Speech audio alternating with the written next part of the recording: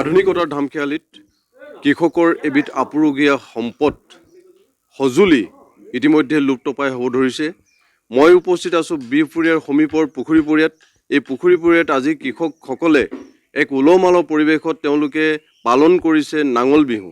মই ইয়াৰ সামগ্ৰিক পৰিৱেশ দেখুৱাইছোঁ, মোৰ সতীৰ্থ ইয়াৰ সামগ্ৰিক পৰিৱেশ দেখুৱাইছে। এনেদৰে কৃষকসকলে আজি ধূপ বন্তি জ্বলাই, চাকি বন্তি জ্বলাই তেওঁলোকে নাঙলৰ সেৱা ধৰিছে। নাঙলৰ সেৱা ধৰি তেওঁলোকে গোটেই বছৰটোৰ কাৰণে যাতে নাঙলবিধে গোটেই কামখিনি কৰিব পাৰে, কৃষি কৰ্ম কৰিব পাৰে, ইয়াৰ কাৰণেই তেওঁলোকে আজি সমবেত হৈ এনেদৰে মত্ত হৈছে। যিহেতু মই ইয়াৰ সামগ্ৰিক পৰিৱেশ দেখুৱাইছোঁ, আসাম টক্সৰ দৰ্শকসকলক মই ইয়াৰ সামগ্ৰিক পৰিৱেশ দেখুৱাইছোঁ।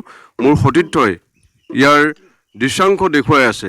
মই এজন কৃষকৰ ওচৰলৈ আহিছোঁ। আপুনি আহকচোন, এই ওচৰত আমি বস্তুখিনি আমি অকণমান চিনাকি হ'ব বিচাৰিছোঁ। এইবিধ কি? এইবিধ হৈছে আমাৰ নাঙলৰ ডিলা।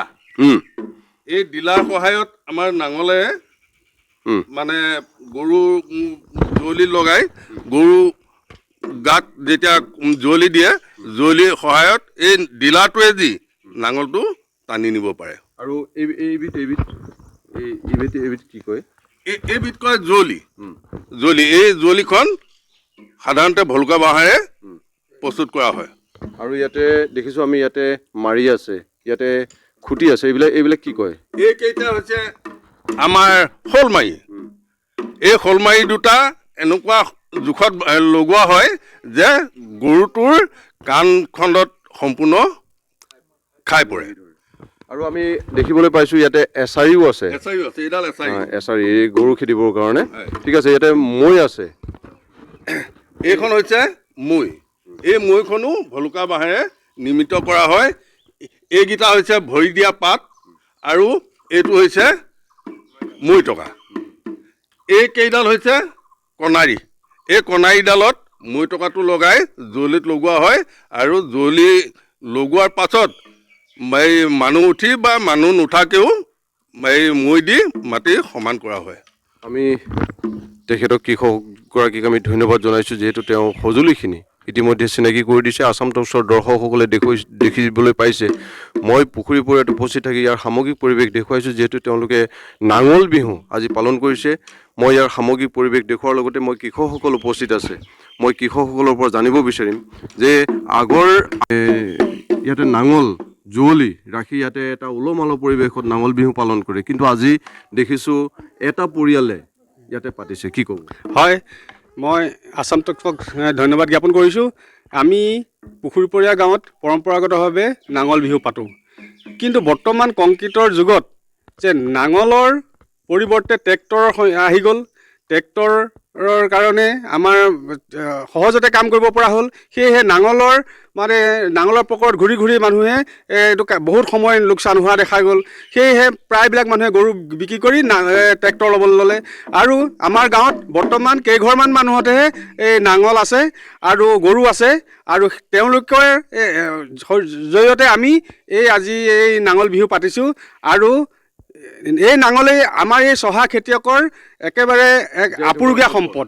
গতিকে যি নাঙলক তেওঁলোকে ইমান শ্ৰদ্ধা কৰে, নাঙলৰ হাবিৰ পৰা গছ কাটি আনি নাঙল বনাই, কিমান ধুনীয়াকৈ একদম পৰিষ্কাৰ কৰি নাঙল বনাই, ডিলাৰ কাৰণে বাহনিত গৈ একদম ভাল ডিলাটো কাটে আৰু আচাৰিডাল মানে বছৰৰ প্ৰথমতেই কাটি একদম চব ৰেডি কৰি ৰাখে। আৰু সেয়েহে এই আপুৰুগীয়া সম্পদকেইটা, এই বস্তুকেইটা খেতিয়কৰ কাৰণে আটাইতকৈ প্ৰয়োজনীয় বস্তু। যাৰ ঘৰত, আমাৰ এষাৰ কথা আছে, যাৰ ঘৰত গৰু নাই, যাৰ নাই গৰু সবাতোতকৈ সৰু। গতিকে এই কথাটো হ'ল সেই খেতিয়কৰ কথাই। মানে খেতিয়কসকলে এতিয়া মাটিত কিবা খেতি অকণ কৰিবলৈ হ'লেও, হালখন বাবলৈ হ'লে লোকৰ ঘৰৰ পৰা গৰু বিচাৰিব লাগিব। যাৰ ঘৰত গৰু আছে সেইসকলে ইমান ধুনীয়াকৈ নিজক স্বাৱলম্বী কৰি নিজে নিজৰ ঘৰতো বায়, এতিয়া লোকৰ ঘৰতো হাল বাই যথেষ্ট ইনকাম কৰিছে আৰু খেতি বাতিত ধুনীয়াকৈ তেওঁলোকৰ। আমি কৃষকগৰাকীক ধন্যবাদ জনাইছোঁ, যিহেতু তেওঁ এটা বৰ্ণনা তেওঁ দিলে। আমি মন্তব্য জানিব বিচাৰিম আগৰ বিহু আৰু এতিয়া বিহু। কি পাৰ্থক্য দেখিছে?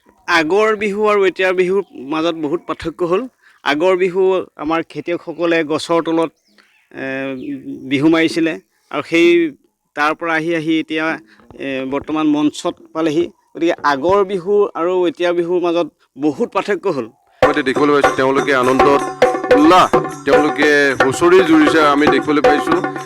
আমাৰ বয়োজ্যেষ্ঠসকলৰ লগতে আমাৰ আইতাও আছে ইয়াতে হুঁচৰি যোৱা আমি দেখিবলৈ পাইছোঁ।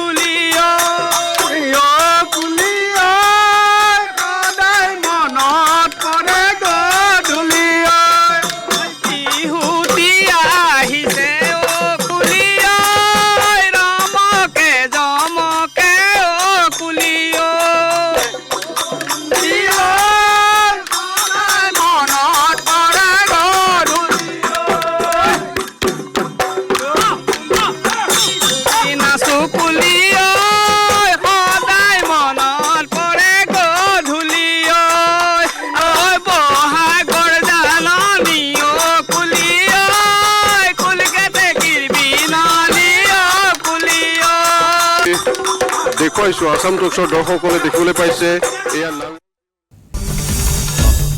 আসাম টক্স আপোচবিহীন অসম কণ্ঠ।